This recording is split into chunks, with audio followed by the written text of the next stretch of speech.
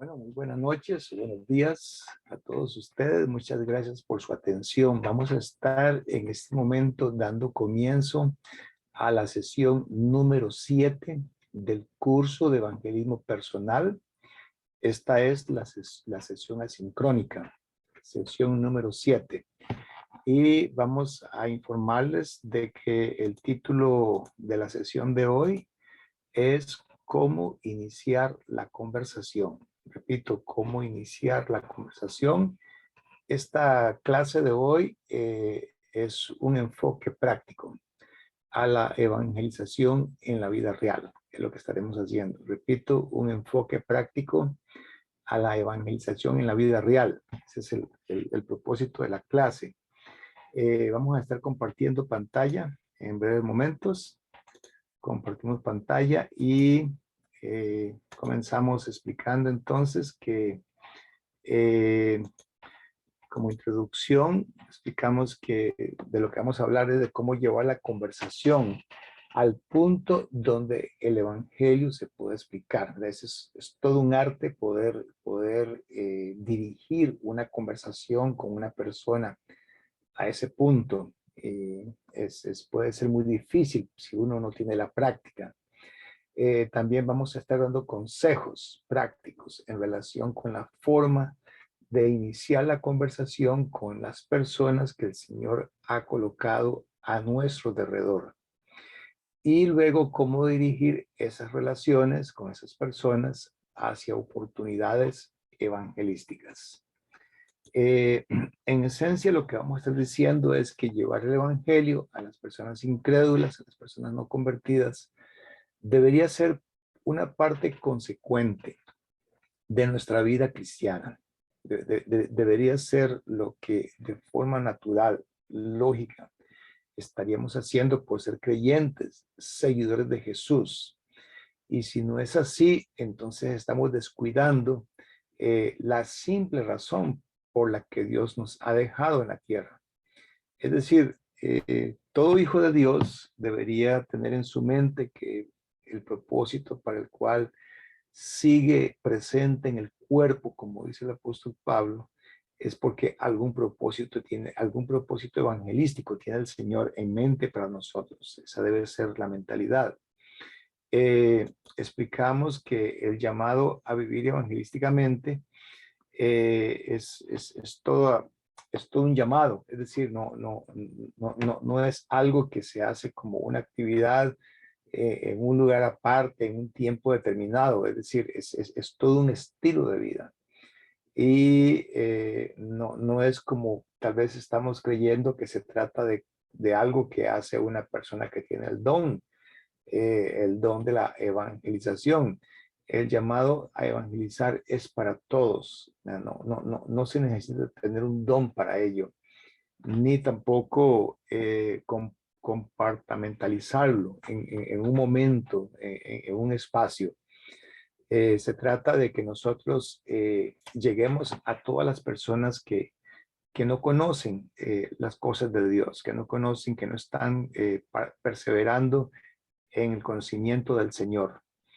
Eh, eh, es importante contrastar eso, ¿verdad? Porque en realidad la mayor parte de las presentaciones del Evangelio tienen lugar dentro de relaciones ya existentes. Es decir, el estereotipo es que evangelizar es algo que se hace por aparte, que hay que hacerlo, ¿verdad? El estereotipo dice eso, que se trata de una actividad que se hace cuando hay campaña nada más, que se hace cuando, digamos, uno ya lo programó en cierto momento de su horario, pero no debería ser así, debería ser algo que uno hace de forma natural en cualquier momento de su vida.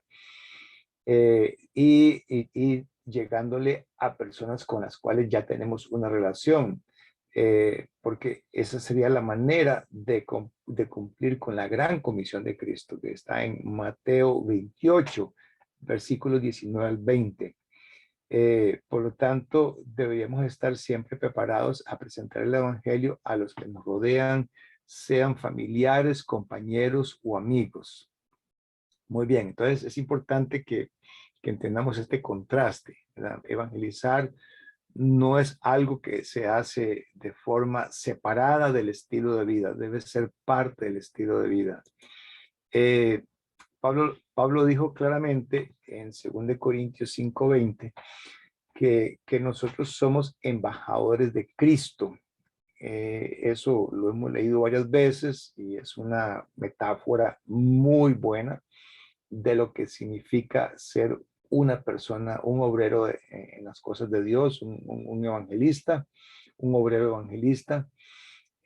Cuando Pablo habla de que somos embajadores de Cristo, él tiene en mente un tipo de embajador que en el mundo, en el Imperio Romano, un embajador era enviado por un país más poderoso. Es decir, Roma enviaba embajadores siendo un país más poderoso y lo enviaba para tratar de crear y enmendar relaciones, ¿verdad? Es decir, era un tema de relaciones con otros países, pero eran países más pequeños o marginados.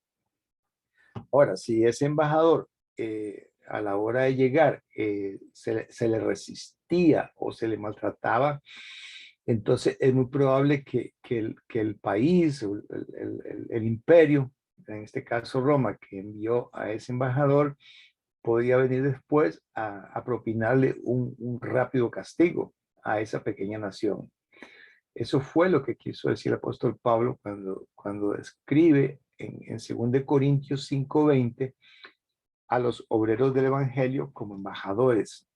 Hemos sido enviados por Dios para que, ¿verdad? Porque Dios es el Todopoderoso, Él ¿verdad? Está representado como ese país poderoso, más fuerte, que puede intimidar a otro país. Entonces, de parte de Dios traemos un mensaje que puede intimidar a las personas y enviados para que las personas puedan tener relación con Dios, que es el que nos envía. Y si esta persona rechaza ese mensaje que les estamos llevando, entonces no es a nosotros a quien están rechazando, sino que es al que nos envía. A ese es a quien están rechazando. Y por lo tanto, quien nos envía es el que va a ejercer juicio sobre esas personas que lo rechazaron. Visto de esa manera, entonces ya podríamos sentirnos empoderados, entendiendo que no estamos yendo por cuenta propia. Estamos yendo porque somos enviados por un todopoderoso a personas que en comparación con él son débiles, son personas que necesitan, que les conviene recibirnos a nosotros porque quien nos envía es alguien que les puede poner en su lugar, ¿verdad? Les puede, es decir, alguien digno de ser temido como es nuestro Dios Todopoderoso. Eh, un, un evangelista muy famoso del siglo XIX, que se conoce como Charles Spurgeon, dijo que todo cristiano es un misionero o un impostor. Oiga, qué manera más, ¿verdad?, contundente de decirlo. O es un misionero o es un impostor. Y añadió que cuando un hombre ha ganado amor hacia los pecadores que perecen y ama a su maestro, ama a Jesús, la salvación de las almas va a ser su prioridad, va a ser una pasión que le mueve, va a ser lo que le impulsa y le va a entusiasmar tanto que prácticamente se va a olvidar de sí mismo en pro de la salvación de otros. Será como ese corpulento bombero que entra a un lugar donde hay fuego ya declarado y no le importa chamuscarse por las llamas con tal de rescatar a una persona que está ahí expuesta, tal vez desmayada, ¿verdad? Y porque está conmovido por esa humanidad que lleva en su corazón. Entonces, este pensamiento de Charles Spurgeon vale la pena tomarlo en cuenta porque significa que nosotros deberíamos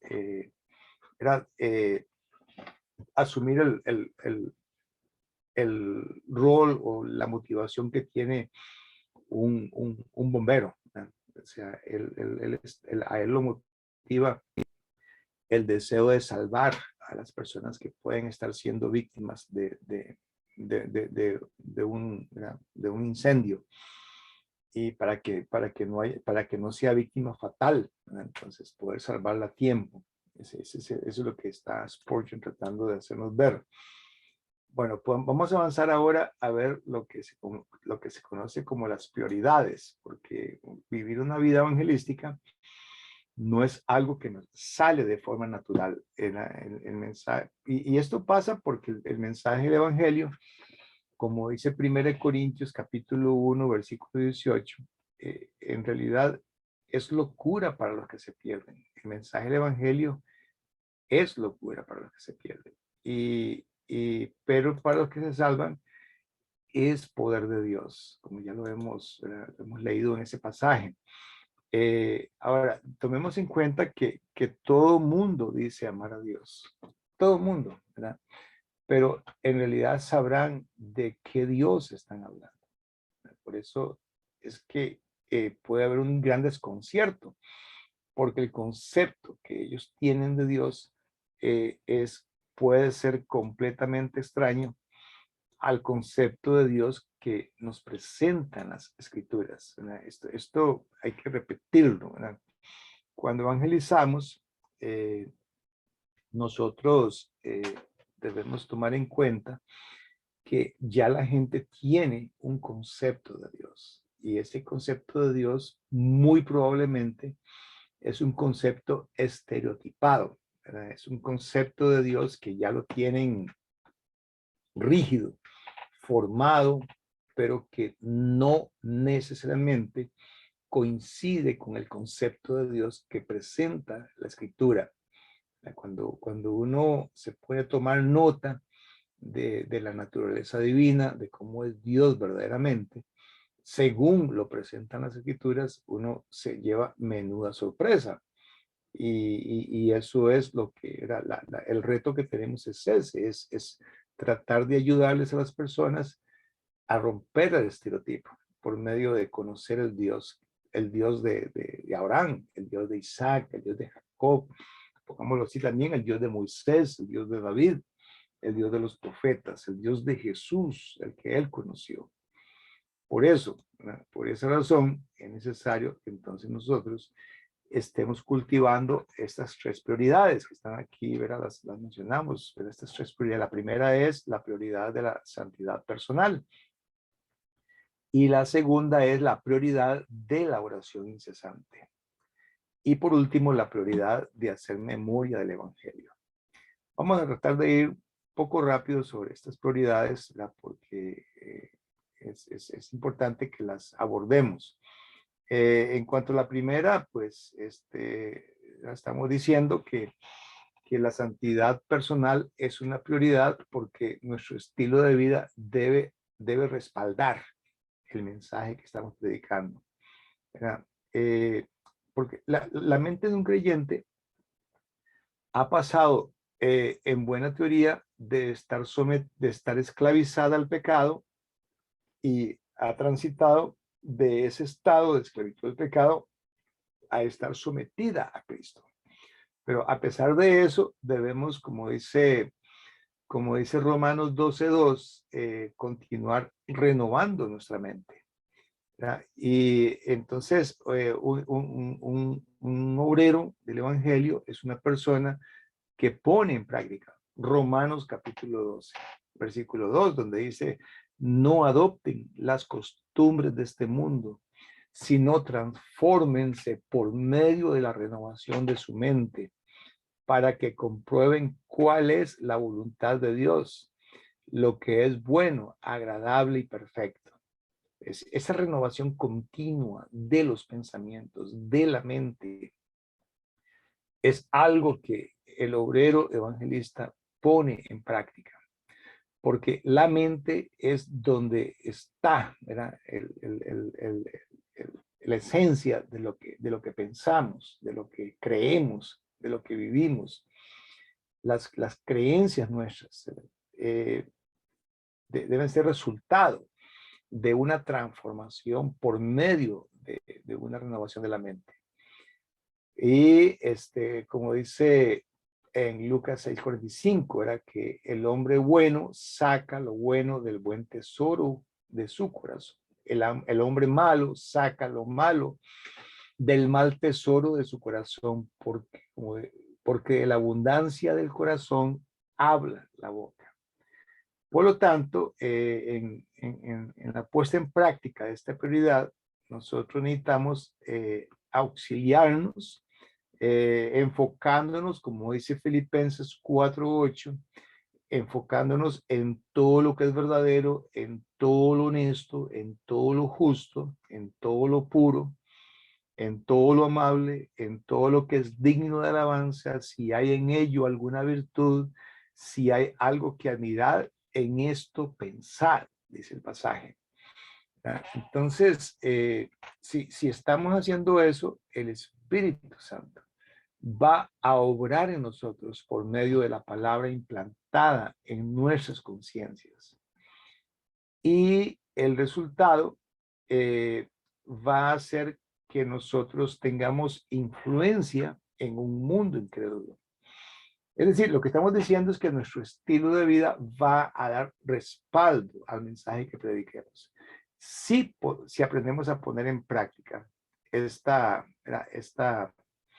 renovación de la mente, esta deliberada e intencional decisión de estarle dando cabida en nuestras mentes a lo que es honesto, a lo que es verdadero, a lo que es justo y a lo puro y a lo amable. De forma deliberada lo vamos a estar haciendo.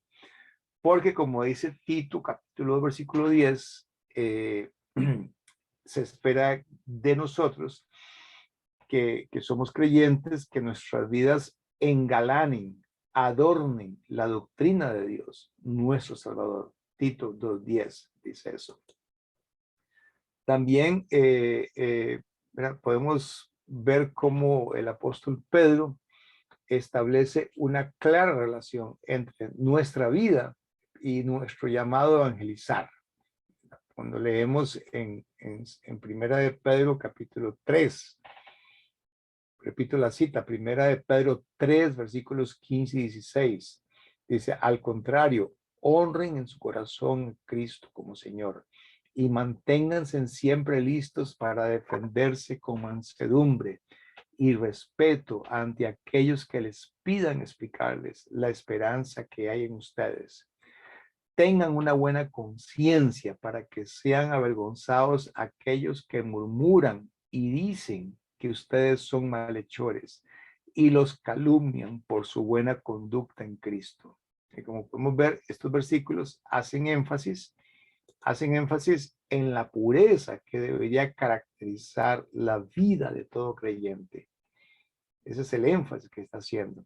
Vivir una vida pura tiene su origen en una conciencia limpia, que se está adiestrando continuamente bajo la influencia de las Escrituras. Ese continuo nutrirse con lo que enseña la Escritura es lo que lleva a la persona entonces a mantenerse siempre lista, siempre preparada para defender con mansedumbre y respeto, para presentar defensa ante aquellas personas que le acusan, para poder aquellos que pidan explicación de la esperanza que hay en nosotros.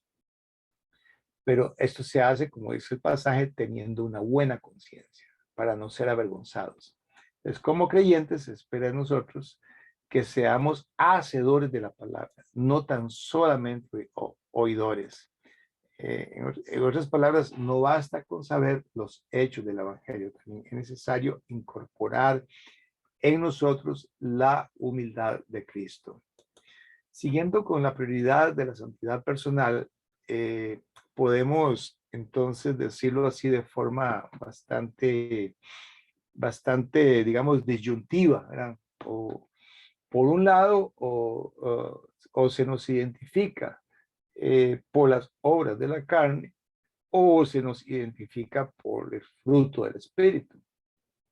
De mucho antes de que nosotros hablemos ya las personas habrán observado cómo vivimos y nos habrán ubicado en una de estas dos categorías, ya sea como personas en quienes se observan obras de la carne o como personas en quienes hay fruto del Espíritu.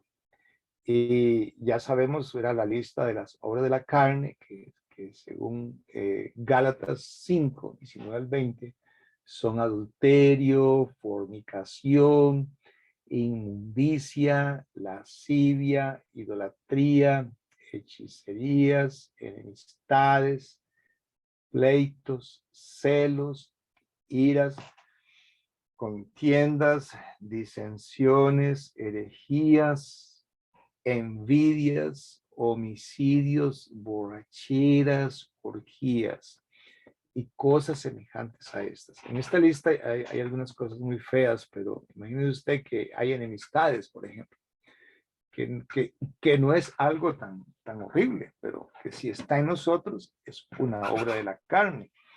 O si somos personas que a menudo entramos en pleito con otros, o personas llenas de celos o de ira. En fin, todas estas obras de la carne, si eso es lo que ve la gente en nosotros, entonces no vamos a poder estar dando respaldo al mensaje que les estamos dando.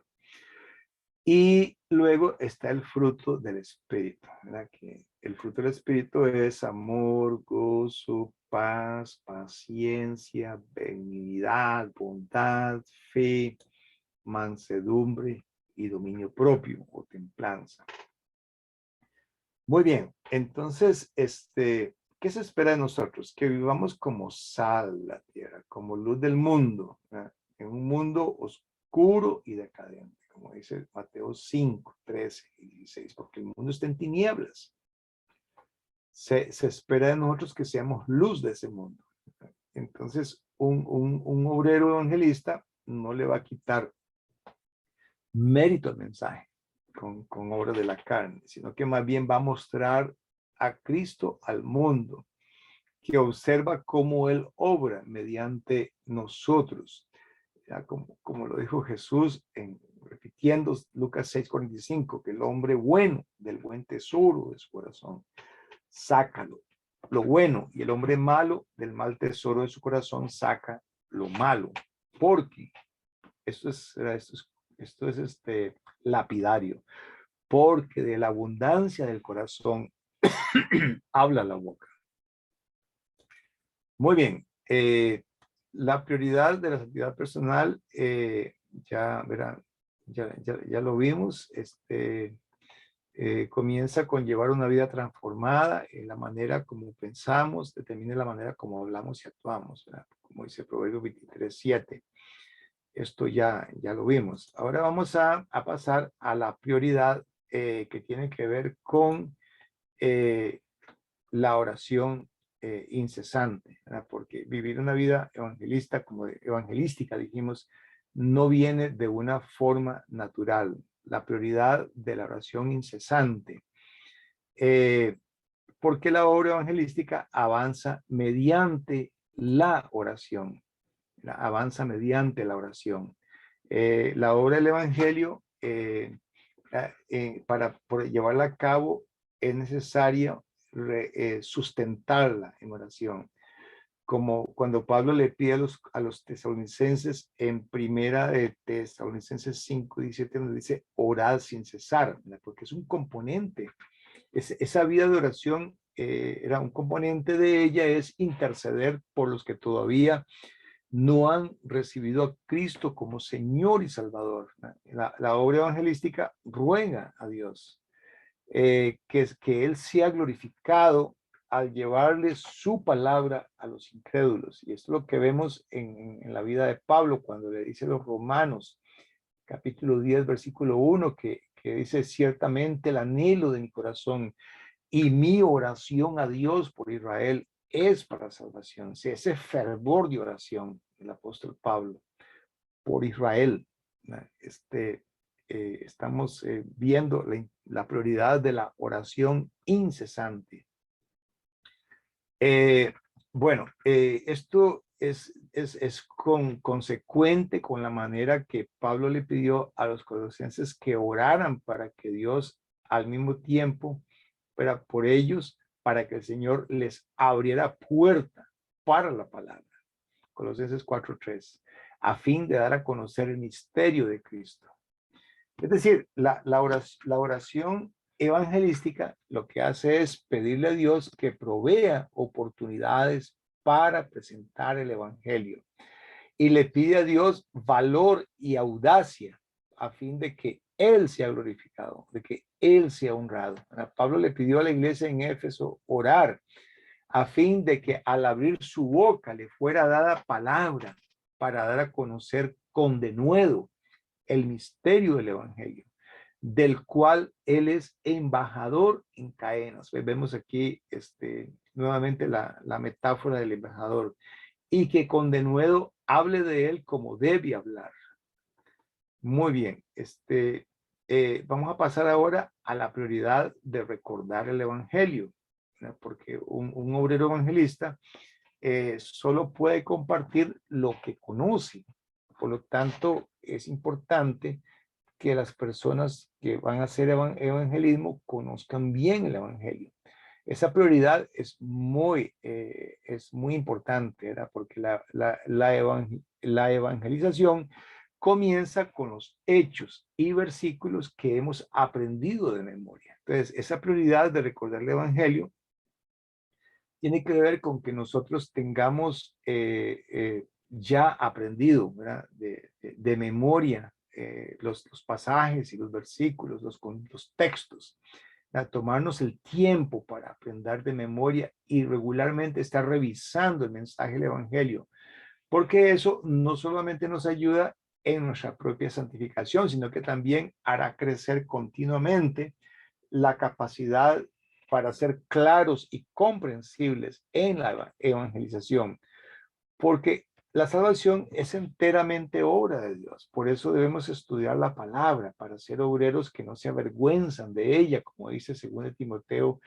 capítulo 2, versículo 15. Y esto es mucho más importante, ¿verdad? Es mucho más importante aún que nuestro testimonio, porque la realidad de la obra de Cristo en nuestra vida es importante para testificar, pero hace falta la autoridad que se encuentra en las palabras textuales de la Escritura. No basta con que nosotros demos testimonio. Hay que añadirle la autoridad de lo que es escrito. Como dice Hebreos 4:12, que la palabra de Dios es viva y eficaz, más cortante que toda espada de doble filo, que penetra hasta partir el alma, las coyunturas y los tuétanos, y discierne los pensamientos y las intenciones del corazón. Por lo tanto, si usamos el texto bíblico correctamente, vamos a ver cómo ese texto, cómo esa palabra verdaderamente penetra y corta como una espada doble filo, y cómo esa palabra discierne, saca a la luz las intenciones y los pensamientos del corazón de la persona. Por eso el uso de ese testimonio de la Escritura es poderoso cuando uno memoriza la obra de Cristo en su vida. Y hay que recordar que debemos dar a conocer a Cristo, ¿verdad? Es a Cristo a quien damos a conocer. Ahora vamos a pasar entonces a un simple bosquejo de lo que implica evangelizar, ¿verdad? Vamos a estar entonces aquí entrando a esta parte. Vamos a reducir esto y vamos a ver que de lo que se trata es de estas prioridades. Ya dijimos esta parte. Ahora vamos a entrar al bosquejo evangelístico, ¿verdad? A un bosquejo evangelístico. Y lo vamos a dividir en varios apartados. O sea, es decir, vamos a dar una idea de qué es lo que debemos, en cuáles subtemas a la hora de evangelizar debemos estar tocando. Como ya lo hemos dicho en lecciones pasadas, el primer subtema tiene que ver con quién es Dios, ¿verdad? Explicar que Dios lo creó todo y por tanto, Él es el dueño de todas las cosas, incluso dueño de la misma persona a la cual estamos hablando.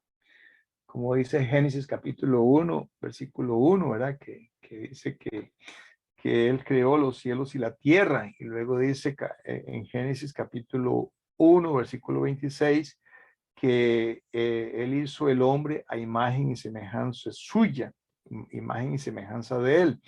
Pero también podemos leer en Salmo capítulo 24, repito la cita, Salmo 24, versículo 1, ¿verdad? Donde dice así, que bienaventurado, repito la cita, Salmos capítulo 24, estamos buscándolo todavía, aquí lo vamos a encontrar, capítulo 24, versículo 1, muy bien, dice, del Señor son la tierra y su plenitud, del Señor son el mundo y sus habitantes.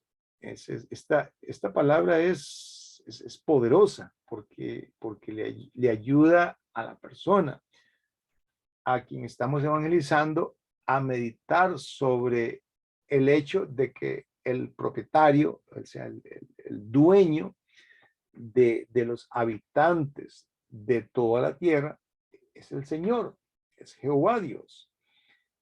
Ahora, otro tema relacionado con Dios que se puede tocar es el hecho de que Él es un ser santo, Él es perfectamente santo.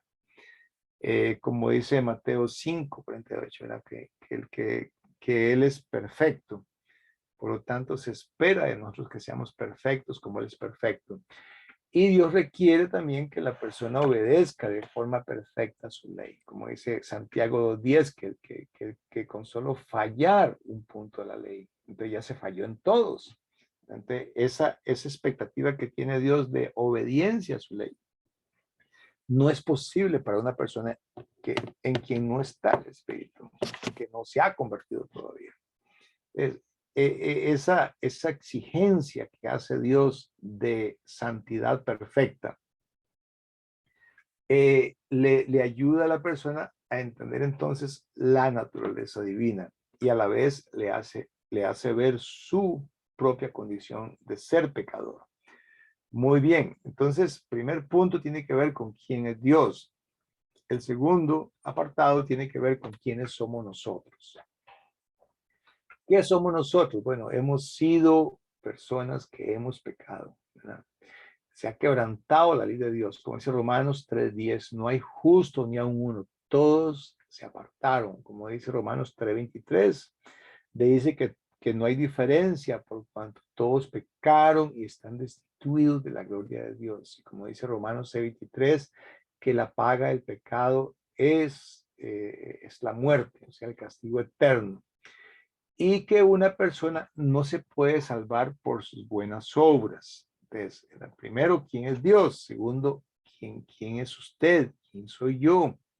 ¿Cómo me ve Dios a mí? ¿Cómo nos ve a nosotros? Cada apartado de este tiene su desarrollo, pero esto es como un bosquejo, nada más, un bosquejo rápido. Una vez que se habla de quiénes somos nosotros, podemos hablar ahora de quién es Jesús, ¿verdad? Porque Jesús viene como ese que cierra la brecha entre quién es Dios y quiénes somos nosotros. Jesús viene a cerrar esa brecha. Qué importante ir en ese orden. Primero, que la persona entienda el carácter divino, el carácter santo, perfecto de Dios. Y que entienda el carácter pecador del ser humano, de lo que somos nosotros. Y luego enfocamos a Cristo, que es Dios hecho hombre y que viene como aquel en quien mora corporalmente la plenitud de la deidad, como dice Colosenses 2:9. Y Cristo mostró su amor muriendo en la cruz para pagar el castigo por el pecado. ¿Verdad? Que Dios muestra su amor para con nosotros, en que siendo aún pecadores, Romanos 5:8 dice eso, ¿verdad? Siendo aún pecadores, Cristo murió por nosotros. O como dice 2 Corintios 5:21, que dice que aquel que no conoció pecado, por nosotros lo hizo pecado para que nosotros fuésemos hechos justicia de Dios en él. ¿Quién es Jesús? Jesús es eso, ¿verdad? El que se levantó del sepulcro y está vivo hoy para ofrecernos esperanza de vida eterna, como dice 1 Corintios 15:4, ¿verdad? Que resucitó al tercer día conforme a las escrituras, de lo cual hay testigos. Otro apartado tiene que ver con nuestra respuesta, ¿verdad? Vamos a hacer otra vez, ¿verdad? El listado rápido. Primer apartado, ¿quién es Dios? Su naturaleza santa, perfecta. Segundo apartado, ¿quiénes somos nosotros? Que somos pecadores, que hay una brecha entre lo que Él es y lo que nosotros somos. Pero luego viene Jesús a cerrar la brecha, como aquel que quita el pecado, como aquel que nos limpia la conciencia con su sangre, como aquel que genera una verdadera salvación, ¿verdad? Y restaura nuestra condición, ¿verdad? Porque somos, siendo pecadores en Cristo, pues, empezamos a ser justos. Y luego viene la respuesta a lo que el Señor ha propuesto, ha dado como solución. Y la respuesta, ¿verdad? Es esa, es el arrepentimiento, ¿verdad? El arrepentimiento, ¿verdad? Dejar todo lo que deshonra a Dios. Vamos a leer eh, Isaías capítulo 55, versículo 7. Isaías 55, 7. Dice así, dice, que dejen los impíos su camino y los malvados sus malos pensamientos, que se vuelvan al Señor, nuestro Dios, y Él tendrá misericordia de ellos, pues Él sabe perdonar con generosidad. Y también el llamado que encontramos en Lucas capítulo 9, Lucas capítulo 9, versículo 23. Lucas 9, 23, donde leemos, y a todos les decía, si alguno quiere seguirme, niéguese a sí mismo, tome su cruz cada día y sígame. Estamos hablando de pasajes que llaman al arrepentimiento. Es decir, dejar atrás todo lo que deshonra a Dios. Y aquí en Lucas 9:23 habla de negarse a uno mismo y de tomar su cruz y seguirlo. Tomar la cruz es simbolismo de morir, de ir a la cruz significa morir a su propio ego. Luego está, ¿verdad?, que la persona, como parte de su respuesta, necesita creer en el sacrificio de Cristo. Debe tener fe en lo que Jesús hizo, ¿verdad? Como dice Juan 3:16, para que todo aquel que en él crea, ¿verdad?, no se pierda, mas tenga vida eterna. Y creer implica eso, implica accionar. Romanos 10:9, ¿verdad? Que ya lo conocemos, que si creyeres en tu corazón y confesares con tu boca que Jesucristo es el Señor, serás salvo, ¿verdad? Eso es algo que está claro. Y ese confesar con el corazón y creer en el corazón y confesar con la boca que Jesús es el Señor, el hecho de confesar que Él es el Señor implica entonces que vamos a ser consecuentes con la confesión. Es decir, vamos a hacer lo que Él manda, porque Él es el Señor. Si Él es el Señor, entonces le vamos, y si le confesamos como Señor, entonces vamos a hacer lo que Él manda, y Él manda el bautismo, porque el bautismo es el modo como se entra en contacto con el sacrificio de Jesús, ¿verdad? El sacrificio que Él hizo, muriendo por nosotros, siendo sepultado y resucitando al tercer día. Entonces, para entrar en contacto con eso que se conoce como el Evangelio, el bautismo es necesario, como dice Romanos 6, del 3 al 4. Y como dice Marcos 16, ¿verdad? Que todo el que creyere y fuera bautizado será salvo. Muy bien, ahora vamos a pasar a hacer 3 listas de personas, ¿verdad? La primera lista tiene que ver con las personas con quienes interactúas, pero con quienes nunca les has hablado del Evangelio. Personas con quienes interactuamos en el trabajo, en el pueblo donde vivimos, los vecinos que nos rodean. Entre todas esas personas,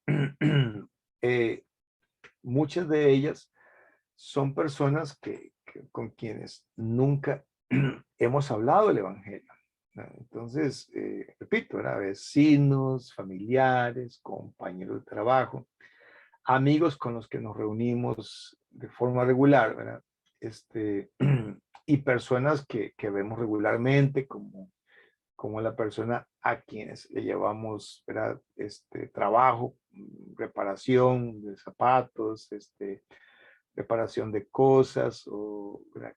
Personas a quienes les compramos cosas de forma regular, que somos sus clientes. Todas, era esta primera lista de personas que está ahí y que no les hemos hablado. Ahora, es posible que con estas personas hayamos tenido algún nivel de conversación. Entonces, de esa lista vamos a pasar a la segunda lista. Aquellas con quienes hemos tenido algún nivel de conversación del Evangelio, ¿no? Es decir, ya hemos mencionado porciones del Evangelio a ellos y hemos tratado de ayudarles a entender varios de los componentes del Evangelio, ¿verdad? Y personas a quienes hemos invitado a un estudio de la Biblia, o a quienes hemos confortado en tiempos difíciles de ellos, o hemos orado por ellos cuando hemos podido. Y tal vez Dios ha contestado, perdón, tal vez les hemos contestado algunas preguntas que tenían acerca del Evangelio. Esa es la segunda lista.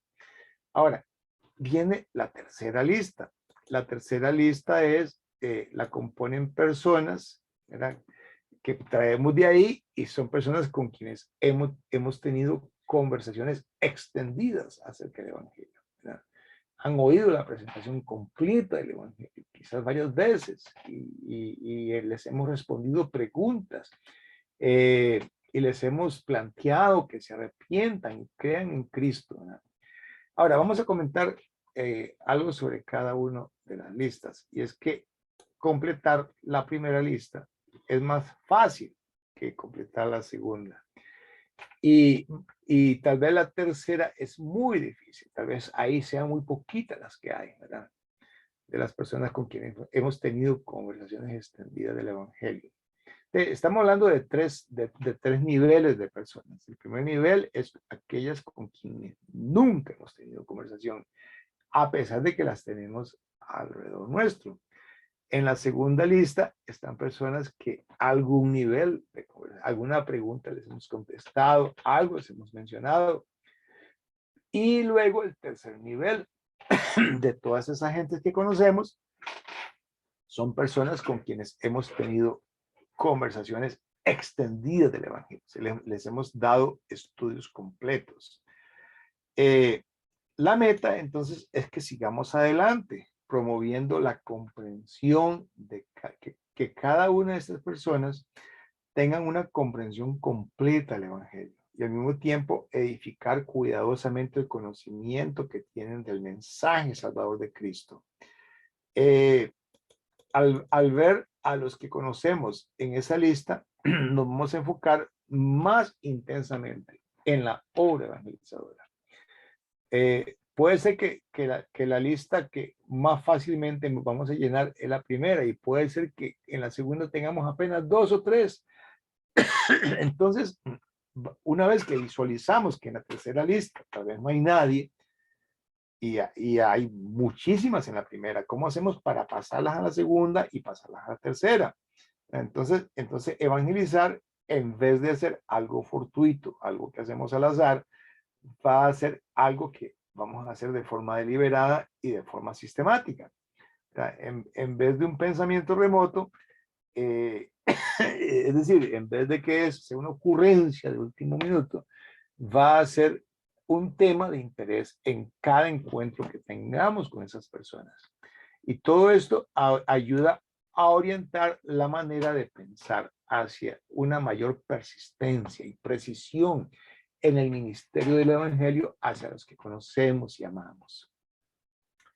Muy bien, vamos ahora a hablar acerca de la estrategia, ¿verdad? Porque la parte más difícil para muchos de nosotros es cómo dar comienzo a una conversación sobre el Evangelio.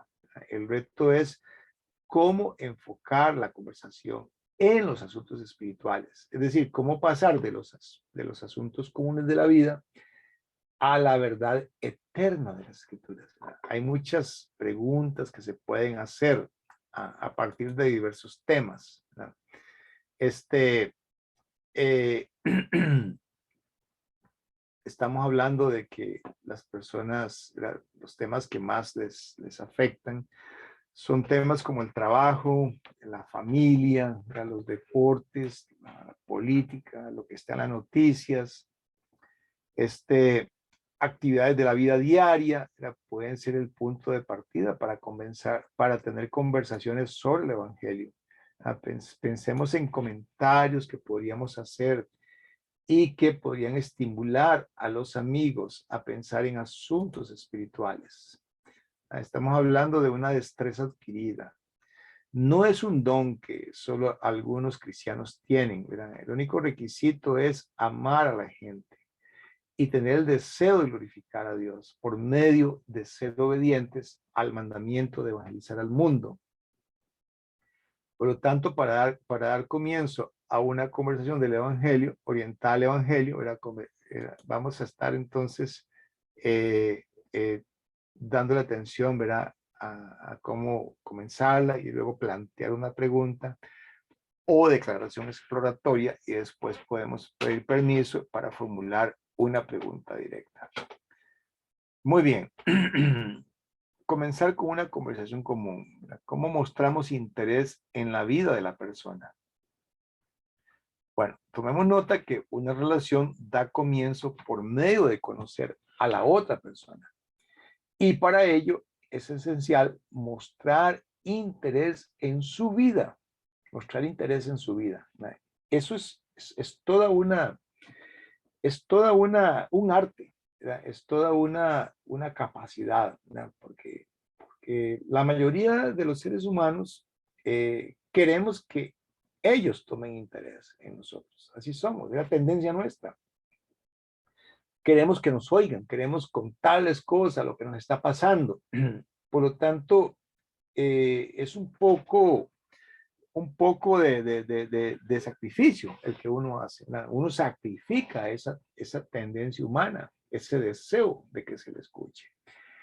Y empieza a desarrollar la capacidad para prestarle oído, ¿verdad? Porque si uno muestra interés, entonces la persona va a tener una razón para hablar con nosotros y para prestarnos oído, ¿verdad? Por lo tanto, la idea es pasar a tocar temas personales, tales como la familia, el trabajo, la educación, la música, los pasatiempos, ¿verdad? Entonces, cuando uno logra conocer lo que interesa a la persona, uno puede identificarse con sus ideas y sus sentimientos.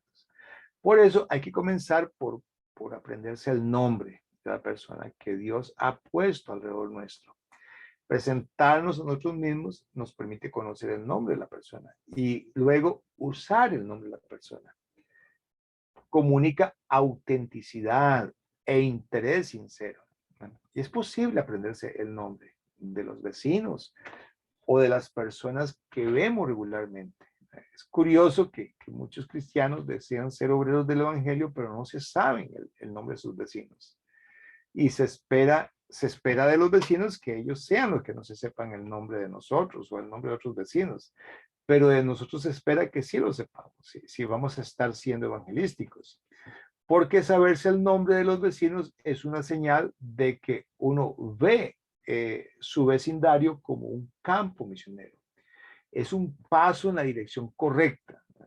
Luego viene el prestar atención a lo que dicen, ¿verdad? Porque de este modo se logra discernir cómo piensa, cómo siente la persona. ¿Verdad? Un escucha activo capta los asuntos que afectan a la otra persona y va a anotar los temas que le preocupan y le hará sentirse apoyado en su preocupación.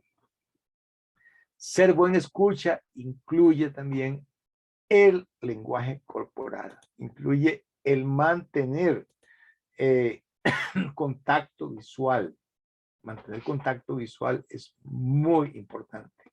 Mirar al rostro de la persona para que la persona sienta que realmente estamos siendo partícipes de lo que nos están diciendo.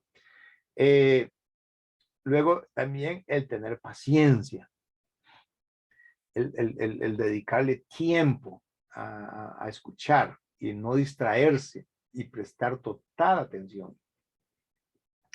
Por ejemplo, cuando uno está hablando con alguien y tiene su dispositivo móvil en mano y lo está viendo mientras la otra persona te está hablando, o sea, eso es destruir completamente el encuentro.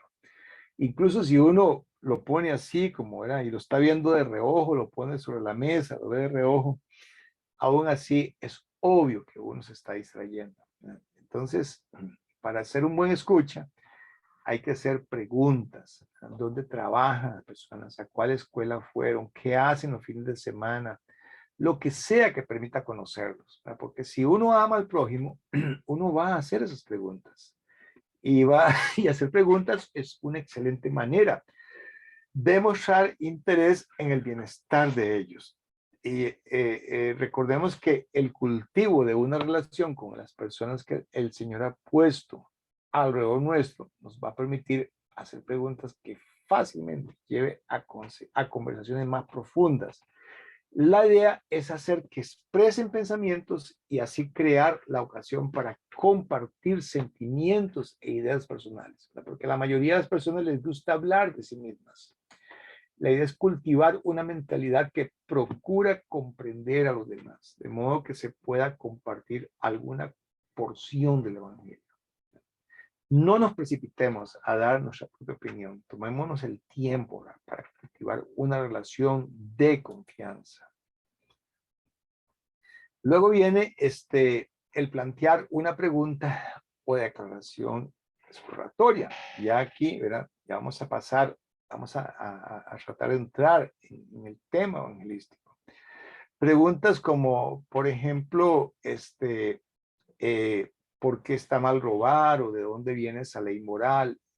Y así por el estilo. ¿De qué es de lo que se trata? Bueno, como ponemos aquí en la filmina, se trata de crear un puente que lleve de la conversación sobre temas de la vida diaria a temas de carácter espiritual. Y tenemos el ejemplo de Jesús, que cuando él habló a la mujer samaritana, le pidió agua para beber y luego él le ofreció agua de la cual no se vuelve a tener sed. Pero podemos ver la transición, ¿verdad? Hablando de un tema profano, un tema concreto, ¿verdad? De la vida diaria, agua para beber, y Jesús conecta, usa el agua para beber para después ofrecerle a ella el agua de la cual no se vuelve a tener sed jamás. Es el agua que él le dará a ella. En el caso de Simón Pedro, era cuando lo encontró echando la red al agua, ¿verdad? Ahí mismo lo llamó y le dijo que era que lo iba, que lo iba a hacer pescador de hombres. Entonces, esa es la idea, ¿verdad? La pregunta exploratoria es eso, es hacer esa transición, ¿verdad? Podemos preguntarle a las personas por qué la gente rica no parece estar contento con lo que ya tienen, ¿verdad? Preguntar, por ejemplo, qué será lo que Dios pide que hagamos para ser salvos, ¿verdad? Porque mientras más se habla con la persona, más conocimiento se tiene de ella y mayores condiciones habrá para dirigir la conversación hacia el evangelio, ¿verdad? Puede ser que la persona esté frustrada con su trabajo o que tenga alguna situación por la cual está pasando, ¿verdad? Está frustrada por alguna situación por la cual está pasando la sociedad. O al revés, puede ser que la persona esté contenta y se la pase relativamente bien. Entonces, igual, ¿verdad? Es una buena pregunta, ¿verdad? ¿Qué es lo que a usted le produce contentamiento? ¿Qué es lo que a usted le produce satisfacción? ¿Verdad? ¿Es usted una persona que se considera plena, realizada en esta vida?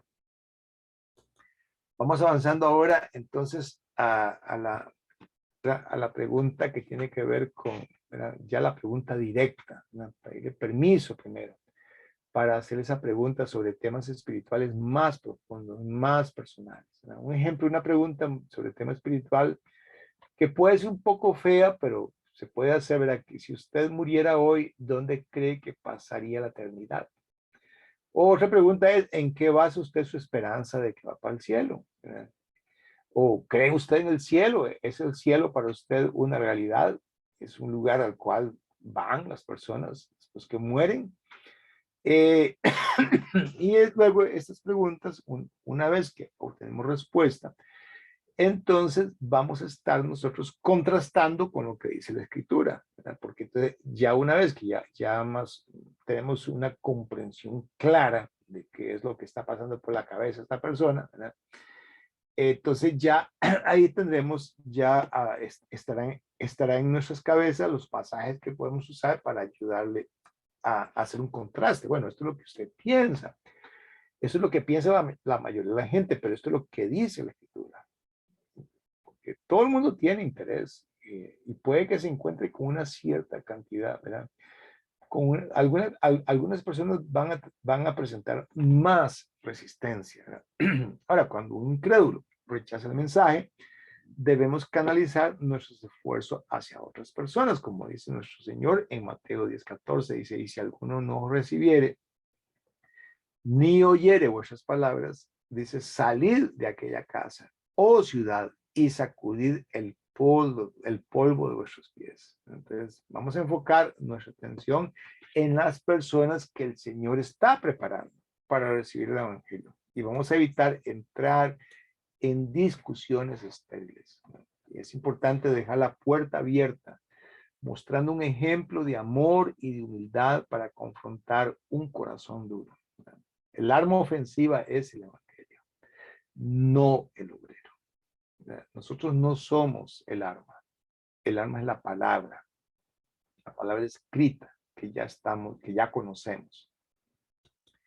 Bueno, como conclusión, lo que hemos hecho es presentar ejemplos de conversaciones, no para que cristianos los aprenda de memoria, sino a alentarlo a desarrollar relaciones fieles y también para que esas relaciones sean intencionales con personas a fin de que pueda llevarles con eficacia el evangelio. Eso es lo que hemos hecho, presentar ejemplos de conversaciones. No es para que las aprendamos de memoria, es para que nosotros desarrollemos o cultivemos relaciones de fidelidad y relaciones intencionales, deliberadas con personas que ya conocemos, pero que podemos entrar en amistad con ellos. Y es para que nos esforcemos a mantener una vida enfocada en vivir en santidad y orar con propósitos evangelísticos. Y estar a la búsqueda de oportunidades para llevar el evangelio a los que lo necesitan. Si somos constantes en esparcir la semilla, el Señor será fiel en traer la cosecha. Bueno, hasta aquí hemos llegado con esta presentación, que es la número 7 del curso de Evangelismo Personal. Hagamos lectura del texto para ver qué más tiene que no hayamos abarcado aquí en este video, pero es importante que nosotros dediquemos tiempo al estudio, porque es una manera de estimularnos a esa obra a la cual Dios nos está enviando.